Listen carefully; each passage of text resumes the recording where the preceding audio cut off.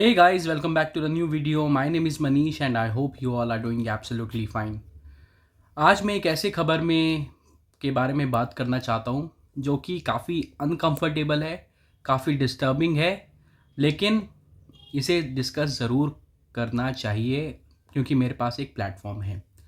TCS India की जो सबसे बड़ी IT कंपनी है, जिसका नाम एक ऐसे केस में आया है जो जेन्युइनली बहुत ज़्यादा शॉकिंग है। नासिक महाराष्ट्र में TCS का एक BPO यूनिट है। उस BPO यूनिट में 9 FIRs, 7 लोग अरेस्ट हो गए, एक SIT इन्वेस्टिगेशन भी बैठी है और एक HR ऑफिशियल भी कस्टडी में है।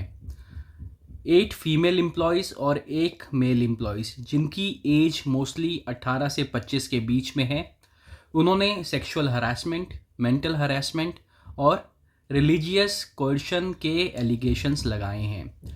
और सबसे डिस्टर्बिंग बात बताऊं क्या है, इन्होंने HR को फॉर्मली इन्फॉर्म भी किया था पॉश एक्ट के अंडर, लेकिन HR ने उन्हें कहा ये तो MNCs में कॉमन है, चुप रहो।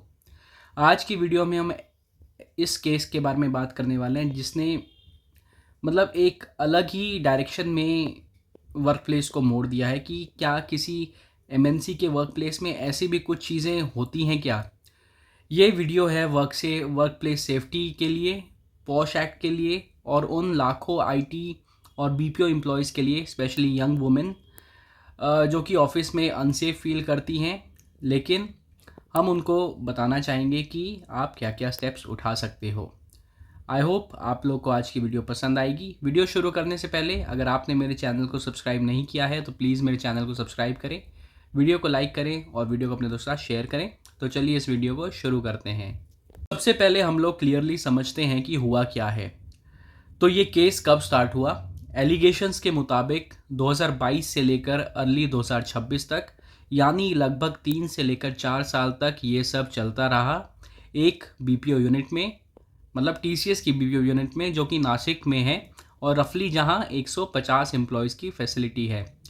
फर्स्ट FIR कब आई? तो देखो, फर्स्ट FIR आई मार्च 2026 में। दियोलाली करके एक पुलिस स्टेशन है जिसमें एक फीमेल एम्प्लॉय ने कंप्लेंट की कि एक कोलीग ने उससे शादी का झूठ बोल के फिजिकल रिलेशनशिप बनवाया। पुलिस ने इन्वेस्टिगेशन स्टार्ट की। जैसे जैसे इन्वेस्टिगेशन आगे बढ़ती रही, 7 और FIR सामने आई। अप्रैल 3 तक मुंबई नाका पुलिस स्टेशन में 7 FIRs और आ चुकी हैं। टोटल 9 FIRs, 8 फीमेल एम्प्लॉयज़ और एक मेल एम्प्लॉय विक्टिम है इस पूरे केस में। एलिगेशंस क्या है? एलिगेशंस मैं आपको क्लियरली बताता हूँ। ये सिर्फ एलिगेशंस नहीं है, कोर्ट में प्रूव होने हैं, अभी तक मतलब फाइनलाइज नहीं हुआ है, ये सिर्फ एलिगेशंस ही हैं। लेकिन पुलिस ने FIR रजिस्टर की है जिसमें बोला गया है कि सेक्सुअल हरासमेंट, मोलेस्टेशन और exploitation, false promise of marriage के नाम पे फिजिकल रिलेशनशिप, मेंटल हरासमेंट और साइकोलॉजिकल प्रेशर, विक्टिम के रिलीजियस सेंटिमेंट्स को हर्ट करना और रिलीजियस प्रैक्टिस के लिए कोerशन के एलिगेशंस भी हैं। अरेस्ट कौन कौन हुआ है इसमें? 7 लोग अभी कस्टडी में हैं। इनमें एक टीम लीडर है और मैनेजर है जो कि कंपनी के अंदर सीनियर पोजीशंस में थे, और एक HR ऑफिशियल भी है। HR ऑफिशियल के बारे में पुलिस ने कहा है कि पॉश कंप्लेंट को रजिस्टर किया गया था, लेकिन उन्होंने एक्ट नहीं किया गया उस HR ऑफिशियल के तरफ से। उन्हें भी केस में शामिल किया गया है। एक फीमेल HR ऑफिसर भी रिपोर्टेडली अभी एब्सकॉन्डिंग है। तो TCS का रिस्पॉन्स क्या रहा है इस पूरे केस में? तो अप्रैल 12 को 2026 TCS के स्पोक्स पर्सन ने एक ऑफिशियल स्टेटमेंट दिया है। As soon as we are made aware of the matter in Nashik, we took swift action. The employees are being investigated and have been suspended pending an inquiry. We are cooperating with the local law enforcement authorities and any further action will be based on the conclusion of this investigation. Company ने कहा है कि उसकी zero tolerance policy है और उन्होंने रिश्योर किया है कि अगर हरासमेंट हुई है तो ज़ीरो टॉलरेंस पॉलिसी और जो भी गवर्नमेंट तय करेगी और कंपनी के जो रूल्स हैं उसके तहत एक्शन लिया जाएगा। गवर्नमेंट तक भी ये बात पहुंच चुकी है, जिसमें महाराष्ट्र के जो सीएम हैं देवेंद्र फडणवीस, उन्होंने बोला है कि extremely shocking and grave, no tolerance for such occurrences. Nashik police commissioner ने एसआईटी कॉन्स्टिट्यूट की है। एसीपी क्राइम जो है संदीप मित्के उसके लीड में है, और CCTV footages, WhatsApp group, emails, call record सबको एग्जामिन किया जा रहा है। तो नेशनल लेवल पे ये केस उठ चुका है, जहां एक स्टेट के सीएम ने जो है वो बयान कर दिया, और एक एसआईटी स्पेशल इन्वेस्टिगेशन टीम भी कॉन्स्टिट्यूट की गई है। तो मतलब आप समझ सकते हो कि कितने हद तक ये केस पूरी दुनिया की नज़रों में आ चुका है। जैसे कि मैंने आपको पीछे बताया कि पॉश कंप्लेंट फाइल की गई थी, लेकिन एचआर ने उस पॉश कंप्लेंट्स का कोई आगे नहीं बढ़ाया। तो ये केस जो है ये सिर्फ एक कंपनी का फेलियर ही नहीं है, ये एक सिस्टमैटिक फेलियर है। तो पहले मैं बता देता हूँ पॉश एक्ट होती क्या है। Prevention of sexual harassment act at work place, 2013 में ये इंडिया में पास हुआ था after Vishakha guidelines of 1997। Mandate होता है ये हर कंपनी में जहाँ 10 या 10 से ज़्यादा एम्प्लॉयज़ हैं, उन्हें एक इंटरनल कंप्लेंट कमिटी मतलब आईसीसी बनाना ज़रूरी है। आईसीसी में एक senior women employee presiding officer होती है, एक एक्सटर्नल मेंबर या एनजीओ या कोई लीगल एक्सपर्ट होता है। कंपनीज 90 दिन में रिजॉल्व होनी चाहिए जो कंप्लेंट्स आती हैं। आईसीसी की मीटिंग्स जो है वो क्वार्टरली मैंडेटरी है। एनुअल रिपोर्ट पॉश कंप्लाइंस का बोर्ड के सामने पेश की जाती हैं। तो टीसीएस में पॉश जो है स्ट्रक्चर जो है वो थियोरेटिकली जो है वो एग्जिस्ट तो करता है, लेकिन इस केस में देखा गया कि नासिक बीपीओ के केस में कंप्लेंट्स फाइल तो हुई, लेकिन उस पर कोई एक्शन नहीं लिया गया। तो फिर सवाल ये उठता है कि ये फेलियर आया कहाँ से, कि पॉश हुई तो सही, पॉश कंप्लेंट लोगों ने की भी, तो ये फेलियर क्या हुआ। तो ये केस जो है ये डिमॉन्स्ट्रेट करता है कि एग्जैक्टली वो फेल पॉइंट जिसके बारे में एक्सपर्ट्स जो हैं वो सालों से वार्न कर रहे थे। सबसे पहला फेलियर पॉइंट बताऊँ क्या था? कंप्लेंट रीच का डर। विक्टिम्स के पास आईसीसी तो थी, लेकिन जो सीनियर एक्यूज थे वो खुद मैनेजमेंट में थे। कंप्लेंट करो तो सामने वही लोग आएंगे जिनके खिलाफ तुम कंप्लेंट कर रहे हो और जो कि पावर में है। और जो विक्टिम्स हैं वो है यंग 18 से लेकर 25 साल के एम्प्लॉयज़ जो कि फाइनेंशियली बहुत वल्नरेबल रहते हैं। उनके लिए स्पीक अप करना ऑलमोस्ट इम्पॉसिबल ही लगता है। जो फेलियर नंबर 2 हुआ है वो है कि एचआर ने कंप्लेंट को नॉर्मलाइज कर दिया गया।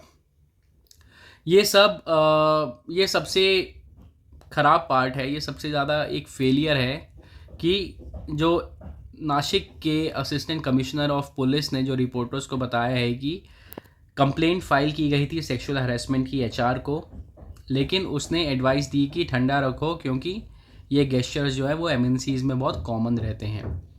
ये सिर्फ एक इनसेंसिटिविटी नहीं थी, लेकिन पुलिस का कहना था कि this inaction effectively enabled the accused, मतलब जो कि बुरा करने वाले थे उनका हौसला तो और बढ़ गया कि उनके खिलाफ कोई एक्शन नहीं लिया जा रहा है, और इसलिए एचआर ऑफिशियल को भी केस में शामिल कर लिया गया है कि उनकी वजह से भी ये केस जो है वो आगे बढ़ा।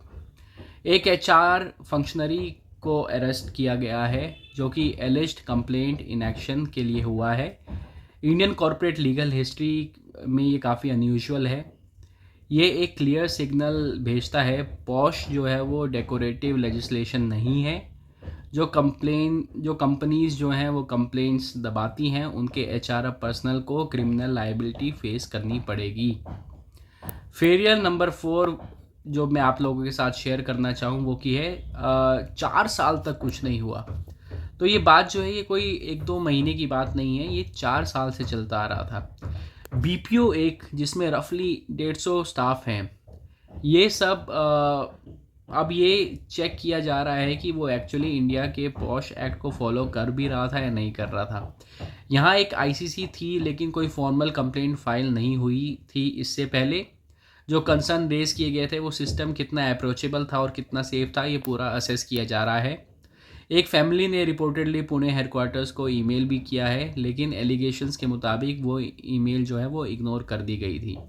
ये एक स्ट्रक्चरल फेलियर है, इंडिविजुअल फेलियर, सिर्फ एक इंडिविजुअल फेलियर नहीं है, ये पूरी कंपनी का सिस्टम जो है वो कोलैप्स कर गया इस केस में। सबसे ट्रबलिंग पैटर्न जो है टारगेटिंग का इस केस में वो ये है कि पुलिस इन्वेस्टिगेशन में जो एलिजिडली सामने आया है वो बहुत ज़्यादा कंसर्निंग है। प्रिलिमिनरी इन्वेस्टिगेशन ने रिवील किया है कि एक्यूज ने डेलिबरेटली 18 से 25 साल की यंग वुमेन को, एम्प्लॉयज़ को टारगेट किया था, खासकर वो जो फाइनेंशियल डिफ़िकल्टी की सिचुएशन में थी। इंटरव्यू के दौरान उनकी फैमिली बैकग्राउंड और हाउस होल्ड इनकम के बारे में इंफॉर्मेशंस कलेक्ट कर ली गई थी। मतलब ये माइंडसेट जो था पहले से ये क्रिमिनल माइंडसेट था एक्यूज़ का, और एक पैटर्न ऑफ एक्सप्लॉयटेशन सजेस्ट करता है कि कंप्लेंट्स 2022 से अर्ली 2026 तक की पीरियड को कवर करती हैं, जो एक सिस्टमेटिक ऑपरेशन की पिक्चर पेंट करता है कि मतलब ये गलती से की हुई चीज़ नहीं है, ये एक सोची समझी एक साजिश थी, ना कि एक आइसोलेटेड इंसिडेंट थी। ये कॉर्पोरेट इंडिया के लिए एक हार्ड क्वेश्चन रेज करता है, कितने जूनियर्स एम्प्लॉयज़ जो हैं वो फाइनेंशियली वल्नरेबल रहते हैं। आपने डायरेक्टली उनके सुपरवाइजर्स के खिलाफ कंप्लेंट फाइल करने की उन्हें हिम्मत बिल्कुल भी नहीं होती है, और ना वो हिम्मत रख सकते हैं, स्पेशली जब उन्हें वही लोग उनका अप्रेजल, प्रमोशन और फर्म में कंटिन्यूएशन डिसाइड करते हैं, वो उनके खिलाफ नहीं जा सकते हैं। ये केस रेस करता है एक हार्डर स्ट्रक्चरल क्वेश्चन कि कितने जूनियर एम्प्लॉयज़ जो कि 18 से 25 साल तक के हैं, जो फाइनेंशियली वर्नरेबल होते हैं, डायरेक्टली उसी सुपरवाइज़र के नीचे काम करते हैं जो कि उन्हें एक्सप्लॉइट कर रहा है, क्या वो उनके खिलाफ कंप्लेंट फाइल कर पाएंगे? क्या वो एक्चुअली बोल सकते हैं उसके अगेंस्ट? और ये सिर्फ टीसीएस का सवाल नहीं है, ये पूरी आईटी इंडस्ट्री और पूरी बीपीओ इंडस्ट्री का सवाल है। तो टीसीएस के ब्रांड नेम पे काफ़ी ज़्यादा अफेक्ट करने वाली है ये चीज़। टीसीएस जो है वो इंडिया का लार्जेस्ट आईटी एक्सपोर्टर है, अपना ब्रांड केयरफुली बिल्ड करता आया है डिकेड्स तक। 6 लाख से ज़्यादा एम्प्लॉयज़ इसमें काम करते थे, ग्लोबल क्लाइंट्स है और टाटा का बहुत ज़्यादा नाम है। पर सिर्फ एक 150 स्टाफ के नासिक के बीपीओ ने और उसकी मिस मैनेजमेंट और एचआर इनएक्शन ने पूरे ब्रांड का नाम जो है वो ग्लोबली स्पॉटलाइट में लेके आ गया है। Chief minister level pay attention, SIT investigation काफ़ी ज़्यादा कह जाती हैं, काफ़ी ज़्यादा टार्निश कर जाती हैं कंपनी की इमेज को। ये एक रेपुटेशनल डैमेज है एक ग्लोबली रिकॉग्नाइज्ड ब्रांड का। यह सवाल खड़ा करता है कि हर मेजर आईटी कंपनी और बीपीओ एम्प्लॉयर को आंसर करना होगा, ये सिर्फ एक टीसीएस के लिए ही नहीं है। टीसीएस का रिस्पॉन्स आया है कि हम फेयर असेसमेंट करेंगे। कंपनी ने जब ऑफिशियली पता चला स्विफ्ट एक्शन लिया, सस्पेंशंस हुए, cooperation with police, zero tolerance statement, सब कुछ लिया गया। लेकिन एक क्वेश्चन ये हुआ कि जब पता चला क्यों इतनी देर में पता लगा? क्योंकि एम्प्लॉयज़ ने जो कंप्लेंट थी वो तो पहले ही रेस कर दी गई थी, ईमेल तो कर ही चुके थे वो लोग, इंटरनल कंप्लेंट्स भी फाइल हुई थी, फिर भी कोई एक्शन नहीं लिया गया। क्या एचआर और इंटरनल कमिटी जो होती है वो क्या सेफगार्ड करके रखती हैं इन सीनियर मैनेजर्स को?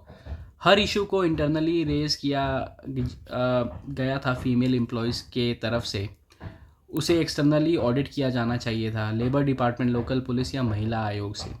यह सजेशन एक पावरफुल सजेशन है और पॉलिसी को थोड़ा मॉडिफाई करने की ज़रूरत भी है कि पॉलिसी के ऊपर एक्शन लिया जा रहा है या नहीं लिया जा रहा है। अगर आप